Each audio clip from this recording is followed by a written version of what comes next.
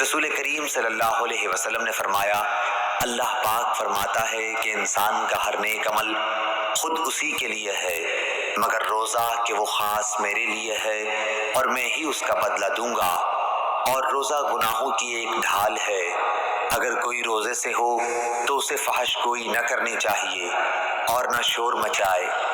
अगर कोई शख्स उसको गाली दे या लड़ना चाहे तो उसका जवाब सिर्फ ये हो कि मैं एक रोज़ेदार आदमी हूँ। उस ज़ात की कसम जिसके हाथ में मोहम्मद सल्लल्लाहु अलैहि वसल्लम की जान है, रोज़ेदार के मुंह की बू अल्लाह ताला के नज़दीक मुश्क की खुशबू से भी ज़्यादा बेहतर है। रोज़ेदार को दो खुशियाँ हासिल होंगी, एक तो जब वो अफ्तार करता है तो खुश होता है, और दूसरे जब वो अपने रब से मुलाकात करेगा तो अपने रोज़े का सवाब पाकर खुश होगा। सही बुखारी हदीस नंबर 1904।